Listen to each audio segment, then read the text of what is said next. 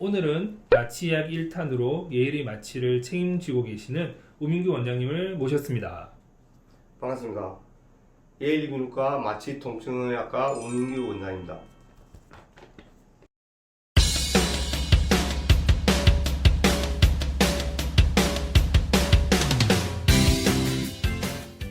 원장님은 그동안 수없이 많은 환자들을 마취하고 깨우고 하셨을 텐데요. 아직도 많은 환자분들은 수술도 수술이지만 전신 마취에 대해서 많은 두려움을 가지고 계신 것 같습니다.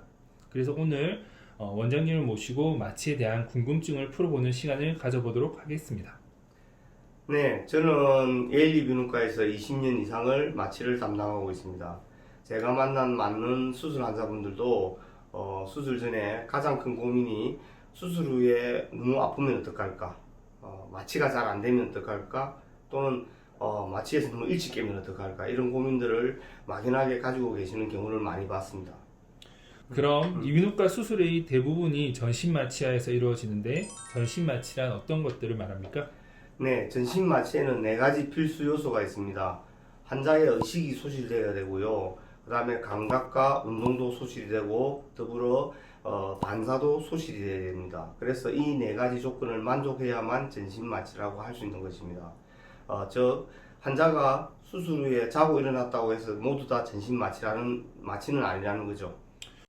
그러면은 전신 마취가 수면 마취와는 어떻게 다른 건가요? 네, 내시경 수술이나 간단한 시술에서 사용하는 수면 마취는 환자가 잠을 자기는 하지만 스스로 호흡을 하고 있고, 그리고 감각이나 운동도 약하지만 살아있기 때문에 조그만 자극이 있어도 환자가 움직이거나 깰 수가 있습니다. 그래서 전신 마취를 하게 되면 우리가 근이안제라는 약제를 투여해서 환자의 자발 호흡을 없애고 인공호흡기를 사용하여 환자의 호흡을 유지시켜 줍니다.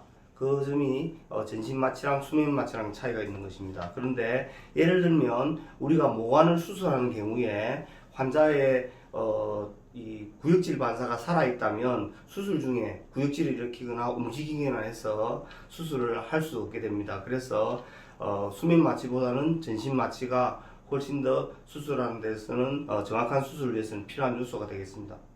그러니까 수술을 하는 의사의 입장에서도 환자가 전신 마취를 받고 있을 때 움직이지 않고 편안하게 자고 있기 때문에 정확한 수술을 할 수 있는 거군요. 그렇다면 전신 마취를 하는 과정은 어떻게 되나요? 네, 보통 일반인 분들이 전신 마취를 어떻게 하는지 많이 궁금해 하시는데, 전신 마취는 3가지 단계를 가집니다. 첫 번째가 마취 유도, 두 번째가 마취 유지, 그 다음에 마취 각성, 이 3가지 단계를 가지는데요.